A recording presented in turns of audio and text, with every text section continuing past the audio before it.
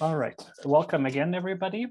Good morning, good afternoon, good evening, depending on where you are. Welcome to the seventh event, seventh already, in the Corrupting the Environment series, jointly initiated and organized by the Basel Institute on Governance and the OECD, with today featuring an exciting country-specific focus and a global release, I should say, of a brand new public opinion survey. To our Indonesian participants, Selamat Hari Kemerdekaan ke-76, Happy Independence Day, which was yesterday. My name is Yohani Grossman, and I'm the Basel Institute on Governance's Green Corruption Program team leader, the convener of the event series, and have the pleasure of being your moderator today. A few household items. We have 3 speakers for you today, all fantastic experts in their field. We'd love to hear from all our participants. Please do send in your questions and the speakers will be able to respond towards the end. And there is a question and answer function here. And of course, that includes our participants from Indonesia, who should please feel free to send in questions you might have in Bahasa Indonesia. Everybody can read them and understand them. So corruption and the environment, probably 2 of the most intertwined governance topics, governance challenges of our time. We see that each of them permeates all aspects of our societies. Environmental degradation, for example, as highlighted by last week's reports of the Intergovernmental Panel on Climate Change and by the global pandemic of COVID-19, has accelerated pace to the degree that it's hard to fathom, that it was hard to fathom even a few years ago. On the other hand, corruption is corrosive to all elements of organized human society. The latest example in the news this week is the total governance rot in Afghanistan that was a major contributor to the implosion of a governance structure that was built at tremendous cost over the last 20 years. But of course, we have many less dramatic examples in our everyday lives, not least the response to the global pandemic, unfortunately. Indonesia is a particularly interesting country in this regard because of the unparalleled diversity of both its nature and unfortunately also its governance challenges. There are many efforts underway, many reform efforts underway, both in the conservation and governance field.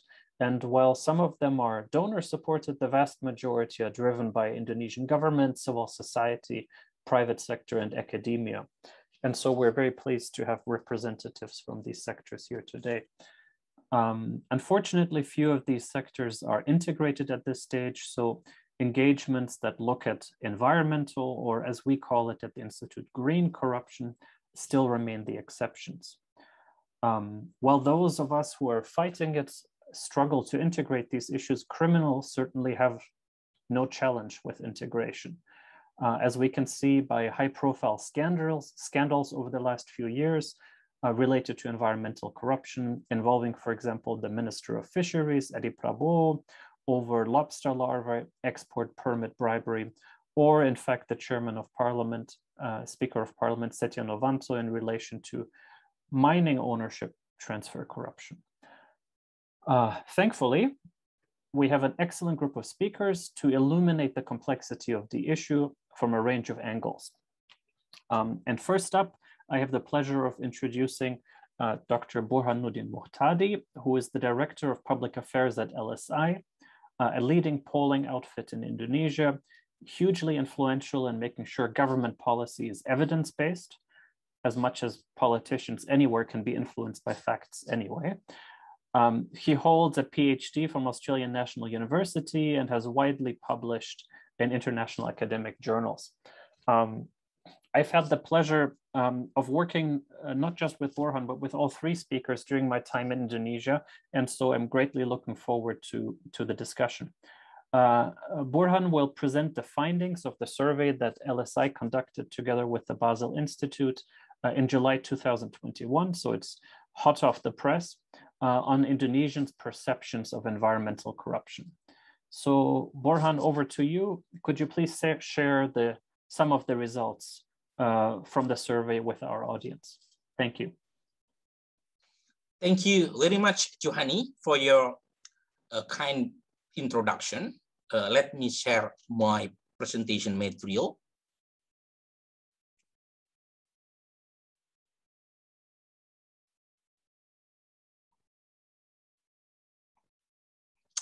Okay, hello everyone.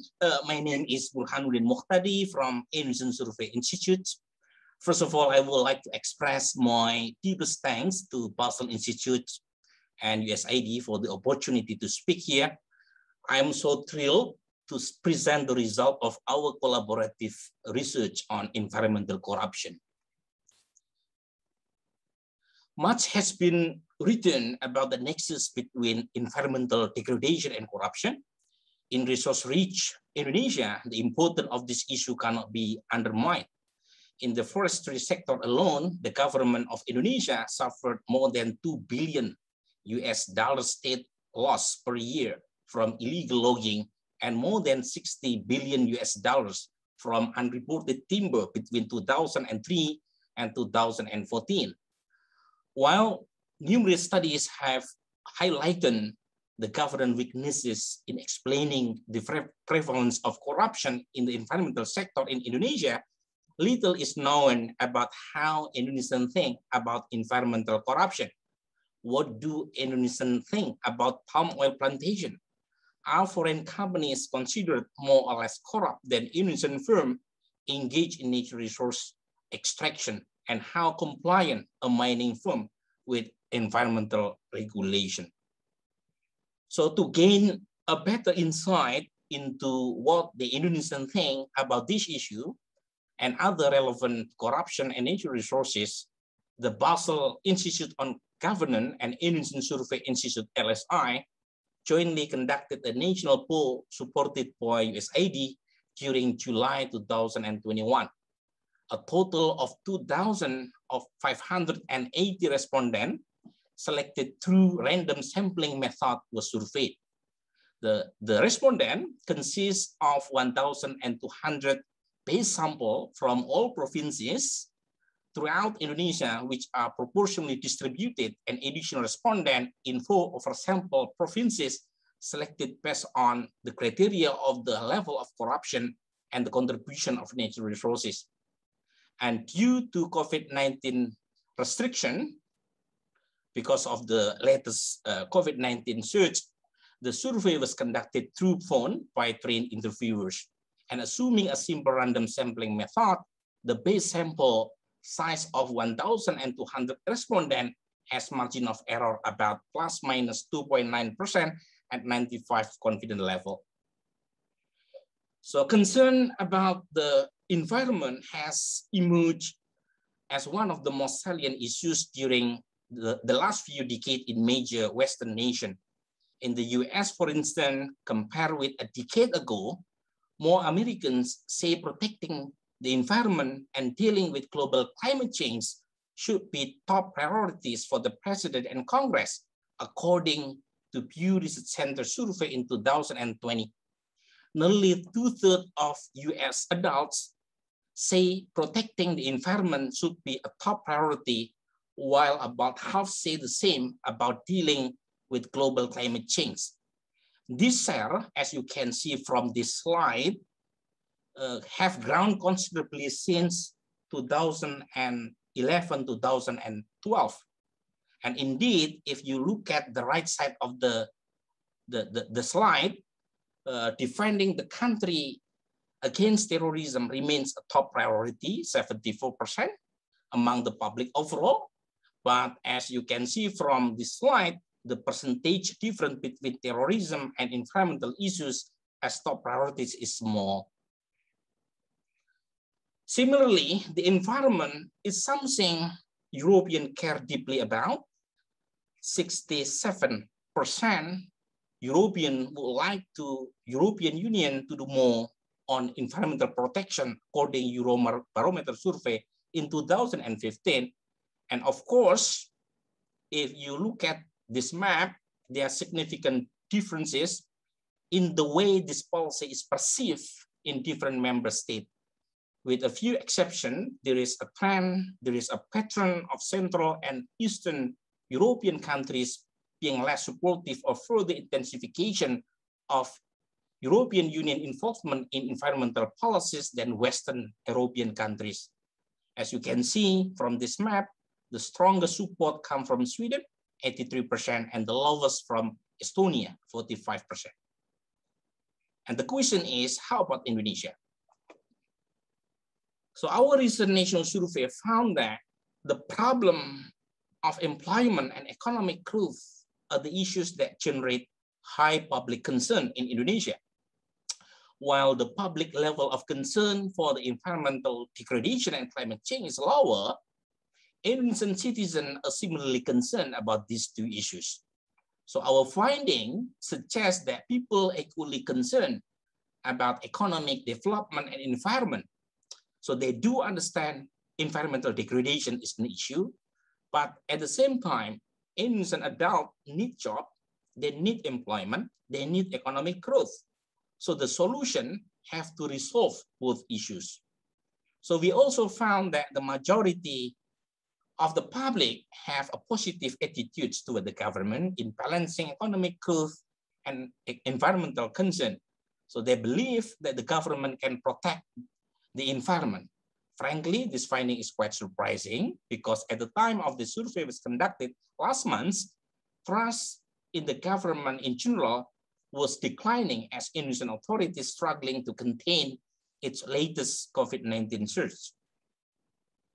There are gender differences in corruption and environment as well as other issues. Men are more concerned than women about environmental degradation and climate change. However, as you can see, the right panel of this slide, women seems to trust the government significantly less in the environmental protection effort and balancing effort between environmental protection and economic growth. It is unclear why that is and what it means, but the pattern appears across categories. And Johanny and I suspect a big factor that women are less confident in giving speakers' answer. Meanwhile, our finding also show that individual differences in terms of age group, the level of income, education didn't make a big difference in explaining the issue they care about and the trust to the government. So overall, if you look at this graph, there is quite protectionist attitudes toward the nature resource management in Indonesia. The two parties that are considered as the most appropriate to manage nature resources are SOEs and people cooperative or kooperasi. The view that SOE are better suited to manage nature resources business is evident in the mining sector, wildlife capture and export, and waste processing and importing. Meanwhile, the people cooperative are viewed as the most suitable for managing fishing and marine resources. Private companies, represented by blue one, under 15% in all categories. And even foreign companies, the orange one don't go above 2%. So more explicitly, vast majority of respondents agree that forest investment in nature resources should be limited. The left one, the left side of this slide. So the sectors that the public mostly display strong agreement in foreign investment restriction in mining, and then fishing and marine resources, followed by plantation, wildlife capture and export, and trade and import of waste. Such strong sentiment among resource nationalism doesn't appear in the business community survey, the right side of this slide. So we have business survey in cooperation with the Australian National University 2019. And as you can see from this slide, the majority of business people in Indonesia strongly agree or quite agree that Indonesia must be more open to foreign investment from other countries or more open to trade with other countries. So there is a big difference between general population surveys and business survey. So interestingly, if you look at this slide, the perceived level of corruption in various sectors doesn't seem to differ significantly between Indonesian and foreign companies. In other words, when the respondents said that they were reluctant to foreign investment, they didn't say that these foreign investments are more vulnerable to corruption. They're aware that when natural resources are managed by SOE, it can be vulnerable to corruption, but they choose SOE anyway. So the protectionist attitude is not due to corruption. If we look at the reason why they are so protectionist to natural resources, the top reason is about economy and politics. So it's less about environment and corruption. For those who agree or strongly agree with the restriction on foreign investment, the most cited reason why the general population is that they believe foreign companies are primarily working for their own interests, not working for the benefit of Indonesian people. It's about 30% of respondents who said so.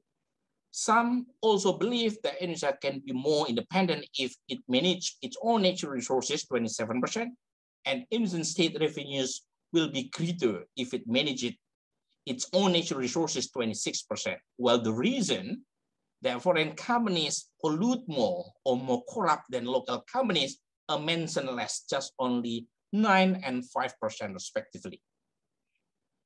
So the majority of the public, 60%, when we conducted the research last month, believe that the current level of corruption in Indonesia has increased in the last 2 years, and in the past 1 month, perception of corruption tend to increase, and this downward trend is mainly due to the controversial KPK law revision that had weakened the anti-corrupt body. I think Bang Laude can speak better on this. It is also maybe affected by uncovered big corruption cases involving 2 ministers of President Joko Widodo, Social Affairs Minister and the Maritime Affairs and Fisheries Minister.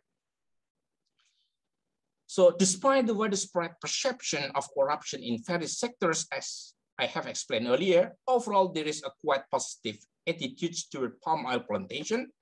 So of those who know about the plantation, 2/3 think that the plantation do not harm the environment. Almost 60% say that the benefit outweigh the harm. 52% also think that almost all or most of the plantation companies are compliant with licensing rule. However, if we look at more deeply, based on the demographic profile of the respondent, you can see from this graph, the majority of respondents who prefer, who have more positive attitudes toward plantation, mainly a low education background, graduated from elementary school, and women. And in terms of the management of natural resources, as you can see from this graph, the majority of respondents prefer SOE or people cooperative, and very low numbers want private firm.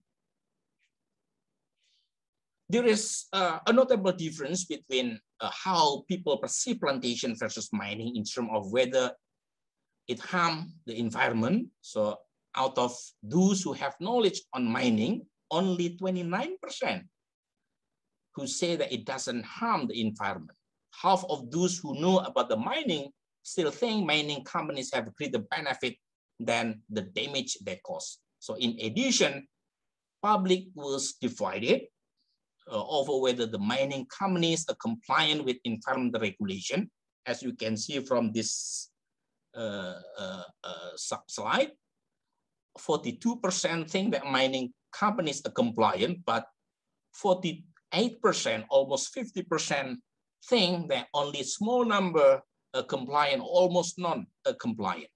Again, as expected, those who have more positive attitudes on mining, mostly low education background, and men. Last, overall, the public attitude toward fishery sector is very positive. Among those possess knowledge of the fishery sectors, the vast majority believe the fisheries are necessary and benevolent, mostly conducted by individual fishermen. 74% believe that the main problem with fisheries on foreign fishing vessel. However, 44.5% of respondents who have knowledge on the fishery sector, fishermen are conducted on industrial scale in a way that severely harm the environment. And 52% of respondents who have knowledge and work in fishery sector said fish stock have decreased with reason a split between climate change, foreign vessel, and the government is not doing enough to curb illegal fishing. So in conclusion, although pressing concern over the environmental impact of natural resource business sector is not as prevalent as in Western countries, quite a significant portion of Indonesian people do pay attention to environmental issues. They generally do not view economic development and environment as mutually exclusive priorities or as zero-sum game. In other words, they knew very well that environmental degradation impact is a serious issue that need to be addressed. But at the same time, they also admitted that the economic interests which are tied to natural resource industry also took priority. Thus, it is necessary to find a balanced win-win solution between economic and environmental issues. In the public perception of preference for management of natural resources, nationalist and statist or state-run oriented sentiment emerge at the same time. So Indonesian citizens generally think that natural resources should be managed by SOE or people cooperative. And the vast majority of respondents also display their anti-foreign investment sentiment in natural resource sector, which in their opinion should be limited. Interestingly, the perceived level of corruption in various natural resource sector doesn't seem to differ significantly between local Indonesian and foreign companies. So the prevalent reason of the anti-foreign investment sentiment is not due to corruption or environmental issues, but rather because of nationalism and the belief that foreign companies' operations do not work for the benefit of Indonesian people interests. So this protectionist sentiment has arguably dulled the people's rational capacity, which lead to their rather permissive attitudes toward corruption. The respondent hold perception that inside many SOEs are also riddled with dirty practices of corruption and inefficiencies, but they still feel that SOE have more rightful claim or legitimate right to manage Indonesian natural resources as opposed to the foreign companies. Moreover, in the context of globalization, it is difficult to separate foreign and local ownership. Many local companies nowadays are controlled by a foreign shareholder or even headquarters and listed abroad in Singapore, for example. And beside nationalist sentiment, our survey also discovered statist sentiment. Indonesian people generally feel that natural resources are better managed by state-owned companies rather than individual or private companies. And last but not least, among the three natural resource sector, public perception of the mining sectors is much worse than plantation and fishery sectors. And the public generally assess the level of compliance of mining companies to licensing rule and regulation as lower than plantation and fishery companies, and also that mining companies are believed to be more damaging to the environment. I stop my presentation. Thank you for your attention.